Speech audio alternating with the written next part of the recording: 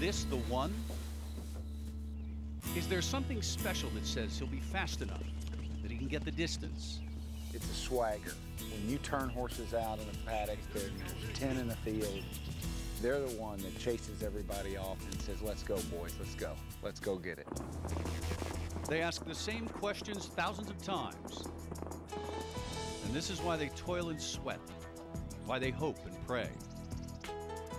This is why every year they come, more than 100,000 strong, to this place. The quest for the most elusive prize in sports begins beneath these famous spires. Everybody's very elegant and beautiful. They put on the grandest of shows, from the rail to the red carpet. All of them wondering, is this my lucky day?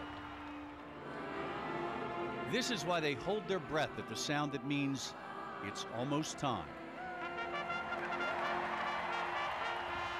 Time for the pounding of hearts. And they're off. And hooves. It is the first Saturday in May. The Derby is something that every Kentuckian dreams about. The subject is roses. And the question, is this the one, is about to be answered.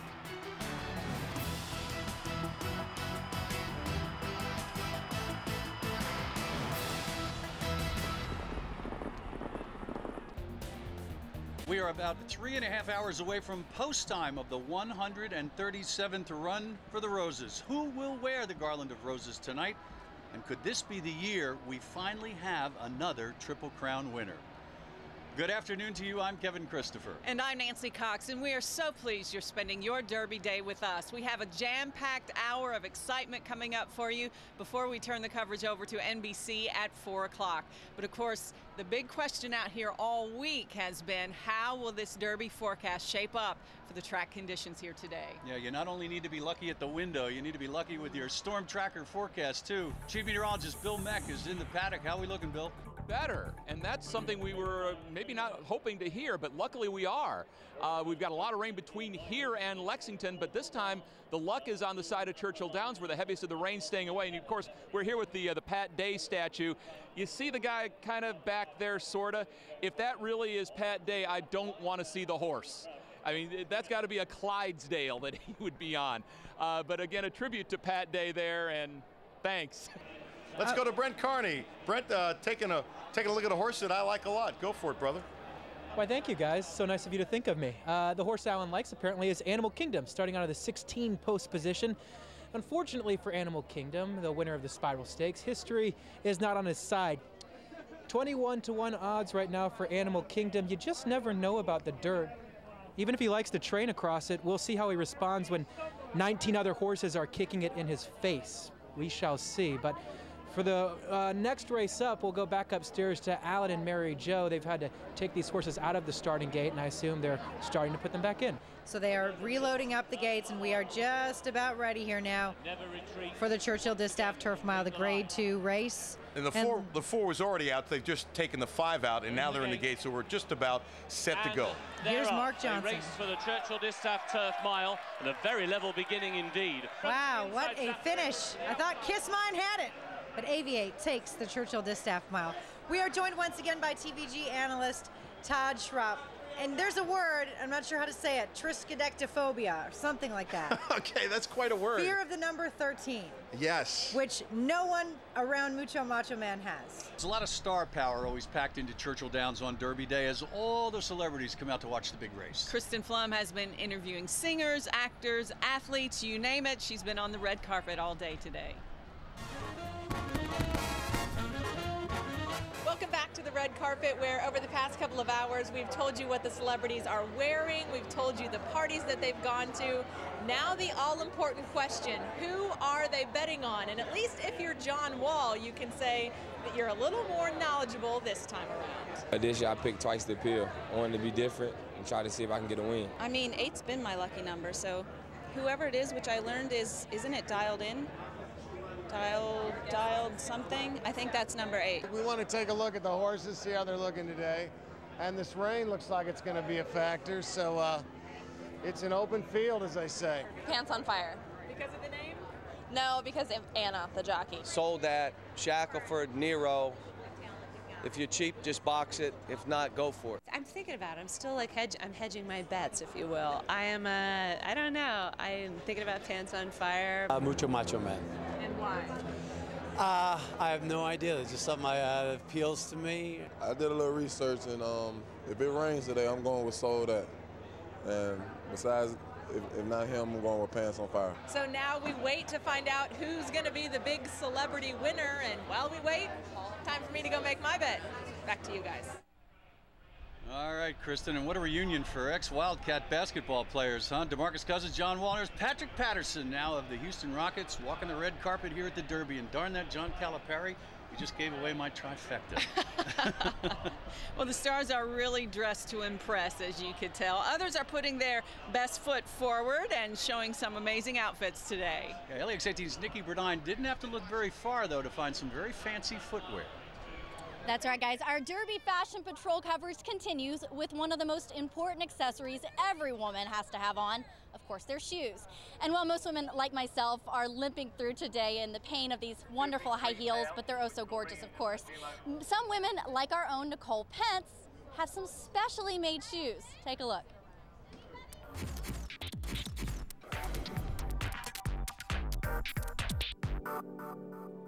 All right, Rosset, tell me about these shoes. These shoes were a lot of fun to do. Nicole's mom up in Indiana deserves a lot of credit for this.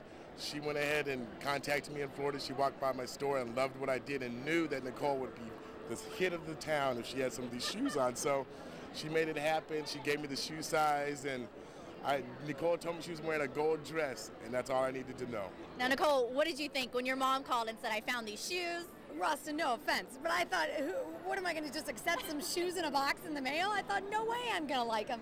And they arrived in the mail, and they are just so gorgeous. And the delicacy and the intricacy of the designs on the back, seriously, he's an artist, first and foremost, and then he's a designer, and now he's my mom's, like, best friend. That's the most interesting part, is this actually artwork on shoes. How did you get started doing this? I got started about 4 years ago. I saw some artwork on some shoes by somebody else, and I knew I could do better. And I just started painting shoes, and after that, it's been a wrap. I loved it. I've always loved shoes and art, and it took me a little while to put them together, but once I did, I've been killing it. It's well, great. I think we need to see them on Nicole's feet. So, Nicole, you want to put them on? Okay, I'll try. Rostin, can I have your hand here? Cinderella shoes, what I've been calling them. Oh, my God. I am too spoiled today, my friends. Yes. There we go. Ladies and gentlemen, the masterpieces on Nicole's feet. How about those shoes? They were absolutely gorgeous. And now Rasta does live in Fort Lauderdale, Florida, but he says he's here now taking orders already for next year's Derby. And don't worry, I already put an order in for myself, and I can't wait to show them off. Back to you guys. Welcome back. We are live for LEX-18 special coverage of Derby 137. And for one trainer, every day is special. Yeah, Alan Cutler and Mary Jo Perino join us with more about Kathy Ritvo and her lucky number 13. Hi again, guys. There are a lot of people who believe that this is the best human interest story in the Derby 137. She was born on the 13th. Her transplant happened on the 13th. There are 13 letters in Mucho Macho Man. There are 13 owners. Some of them bought in for just $800 a share, and she knew she was going to get post position number 13, and one of the owners dreamed that they were going to get post position number 13. It's just, the whole story is wild. There's too much aura around for something good not to happen to Kathy Ritvo and Mucho Macho Man today. She's got a legitimate shot after never even really thinking she'd be in the Derby. Now she's got a shot to win it. I think more people are rooting for Kathy than anybody else today in Derby 137. I'm very grateful for every day that I have now. And your health? It's perfect. Amazing. And it's going to be Big Brown bounding home to a convincing win. Big Brown is her favorite Derby. Probably because I didn't know if it was going to be the last time. At 5, Kathy was hooked. Her dad was a trainer-owner. A brother trains. 2 brothers became jockeys. For her 18th birthday, she got her trainer's license. Expecting her 3rd child, it was discovered she had cardiomyopathy, a disease which took one of her brothers a few years later. A miracle happened about a week before her doctor said her heart would have stopped. A donor appeared. If one person sees this and says they're sick or they have another illness or they're waiting for some sort of transplant, I want them to hold on because they can have their life back. You know, their whole life back. They can be healthy. And you can feel Kathy's voice as she's explaining that. She waited for the proper time, and she's tried to contact the donor family. They have not responded. She says, look, I understand. She just wants to thank them personally. She said, one of the reasons I'd like to win the race, she goes, if we win the race, I bet the donor family will contact me. And she got all emotional when she was talking about that to us off camera. Well, as the crowds head into Churchill Downs, some sample a little bit of the local fare that you can find in the neighborhoods before they try the stuff that the track kitchens have dished And out. it's quite a lucrative business for the people around Churchill Downs. Jamie Weiss joins us live to talk about the taste testing and the business outside Churchill Downs today. Very lucrative, and let me tell you, it is not just food. Earlier in the day, we showed you the parking. People are making a lot of money off that, though they won't say how much. We found several makeshift businesses going on outside the Downs.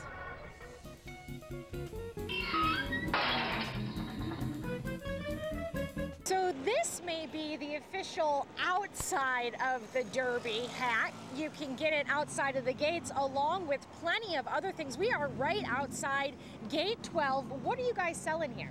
We are selling Secretariat's t-shirts here, Champion Sports authentic Derby gear here.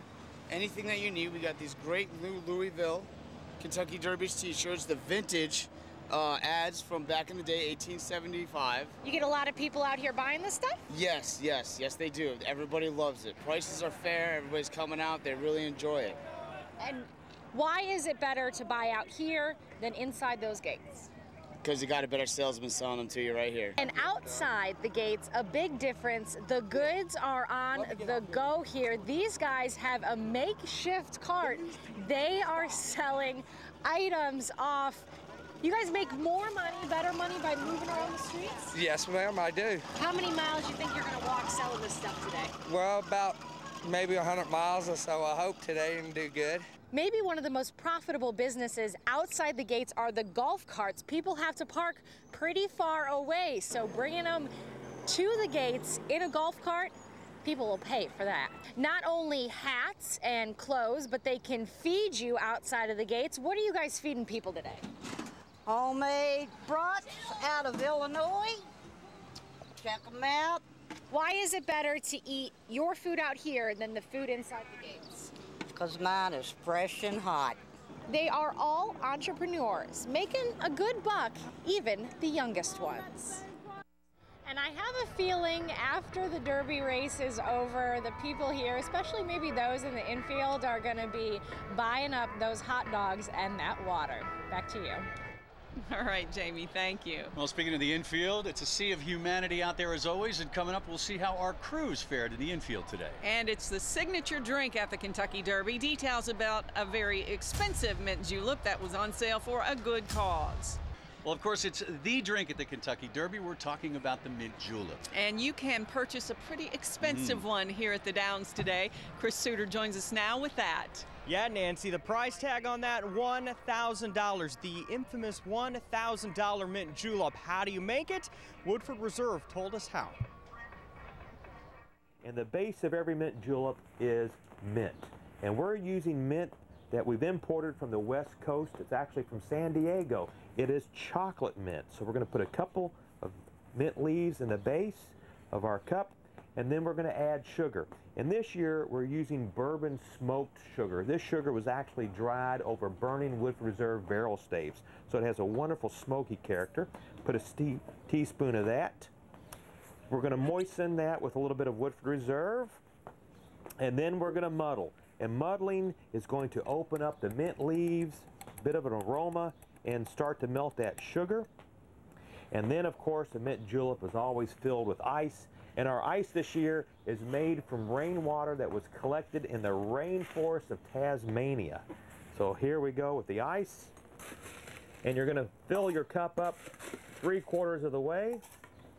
And then set your straw and plenty of Woodford Reserve, 2 ounces, 1,000, 2,000. And then finish filling the cup with ice, and it's going to start frosting up here. There we go. And then always garnish with a hint of mint, a little sprig right beside your sipping straw. And that's how you make a $1,000 mint julep. And it was pretty good, by the way, too. I had a sip or two. I got to be completely honest with you, though. I don't think that there's a whole lot of difference between the $1,000 mint julep and the $10 stuff they're selling here, Nancy and Kevin. Back to you. All right, Chris, thanks. Still ahead, a final check of those Derby odds as we tick down the final hours before the run for the roses. And we'll look at some of the other fun things people are doing out here on Derby Day. Stay with us.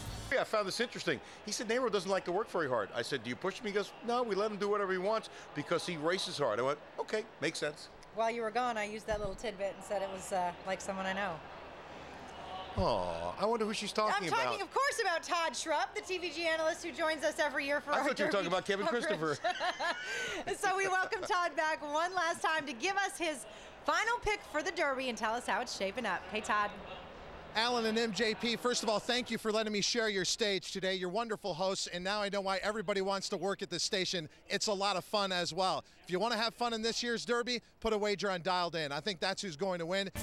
All right, we're at the quarter pole here with our coverage, and before we hand things over to NBC, time to get a final check of your forecast. Our chief meteorologist, Bill Mack, is live in the paddock. Paddock, and you never know what you're going to see down here by the paddock, and this may be the cutest baby outfit to ever come across here at the Derby. This is Jacob Ash and Tom and Rhonda. So how did you guys come up with this outfit? Well, actually, it was handed down from another person that my mom works with, and we thought, you know, Jacob will be wearing this for the Derby for sure. And it looks like he wants to grab a hold of the mic flag here. What do you think of the outfit here? You like how he's dressed? What have you heard from folks? Oh, everybody loves it. Everybody's taking his picture. I can't count how many people want his picture. Yeah. Can I have my mic back? No, I wouldn't eat that. That would be an exceptionally bad thing. His first Derby, and thanks to Corsair. Yeah? He's here today. He was a premature baby, but he loves the horses. Yeah, he certainly is a future broadcaster and definitely loves the microphone. So you've got a future in this business. All right, buddy. All right. Hey, thanks a lot. Enjoy the Derby. Thank you very much. All righty. All righty. Hey, our weather really has improved here a lot. We've had a little bit of sunshine. It's a matter of luck, which is what the Derby's all about. 30 miles away from here, it has been pouring. MaxTrack Live Doppler has been showing the rain running from now the north side of Lexington up toward Frankfort and then continuing into Indiana. But here at the Downs, it has turned nice and getting a little warm too, with temperatures going well through the 60s now. I think we'll actually pull the Derby off now. It looks to be dry, and that's certainly great news from here. So we are going to be wrapping up the rest of the afternoon. We've got all these folks out here enjoying a terrific day, and we'll send it back to you guys. I could kiss you, Bill Mack, for that forecast. I told you last night there's a chance it'll be dry. You didn't believe me. Now that the infield has picked up quite a bit at this hour, Rob, come here. I'm going to bet this is probably one of the most interesting things you're going to see in the infield. Turns out that guy's the man. I'm so glad he understands because he helped me fill can. When you're watching this guy, what the heck are you thinking? I'm thinking great for him. Honestly, I think he's talented.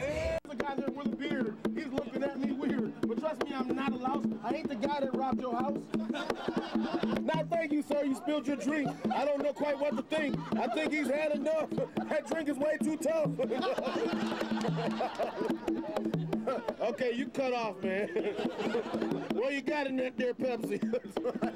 Woo, look at this cute lady in blue jeans on. She helped me out before I can go home. Pay the bill on my telephone. Rather sit out here all night long, playing my drum and singing my song. Thank you all for not doing me wrong. I don't feel like I've been dissed. It's almost like I've been kissed. And the little kids are so cute. As a fact, there's none. All right, we're going to let him keep rapping on there while we go ahead and check out some other things going on in the infield. Let's go back to you guys. Did you want to interview Lady in Blue? Yeah, people in the infield, they definitely march to the beat of their own drum. I think so. We are down to the last horse, believe it or not, entered in the Derby field, and it is a long shot. Yeah, Alan Cutler and Mary Jo Perino giving us a look at Watch Me Go and his filly trainer. I don't think you should call her a filly trainer, Kevin. I've been around Kathleen. I don't think she'd like that. I'm being serious. She got to the track, Kathleen O'Connell, in 1970. She's 59 years old. When she wanted to be an exercise rider, the application said exercise boy. There was no spot for ladies at all. She's taken a lot of garbage through the years. She's been a very respected small-time trainer who said, I've done everything, but I haven't had a horse. And she said, I'm good enough. I'm as good as the men. And she's sensitive to some of the stuff that she's taken, and I don't blame her. Well, now I will say, though, that she does have a little something in common with Nancy because she would probably want to give Bill Meck a big fat kiss too, because her Yes. horse cannot go on a wet track. In fact, she says he doesn't even like to walk on a wet track. So she's very happy to hear the news that we might be dry now for the Derby, because Watch Me Go is all about wanting a fast track. As he showed in his last race, he needs one.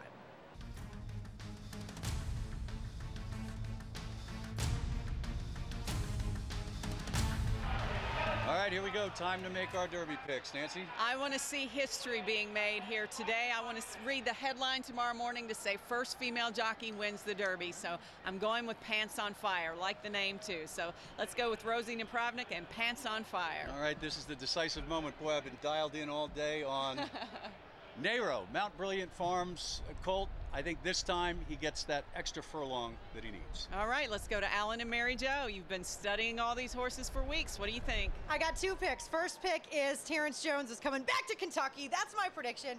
And number 2, I've liked Midnight Interlude for the last couple of weeks, Yes, you so I'm have. going to have to go with Midnight Interlude. Although I bet you anything, Twice the Appeal will hit the board with Calvin Burrell. Animal Kingdom, that's my choice. Johnny Velasquez will get his first Derby win. He deserves it. This horse has never raced on dirt. I agree. We're going to make history today. It's going to be a female trainer, though. It's going to be Kathy Ritvo. The perfect ending to a great story. Mucho Macho Man will win the 137th Kentucky Derby. Now let's go down to Bill Meck, who makes a business of making educated prognostications. Bill. Rain stays away from the Derby just because he's there. Stay thirsty. Kevin and Nancy. None of us agree. A man who once had an awkward forecast just to see what it felt like. Thank you, Bill. Hey, listen, we want to thank you so much for joining us today for LEX-18's special live coverage of Kentucky Derby 137. And a huge thank you to our crew who once again pulled off a fantastic day of coverage for you. But we're not finished yet. We'll be back after NBC's coverage of the Derby for a special edition of LEX-18 News. We hope you'll join us then. Enjoy Derby Day 137.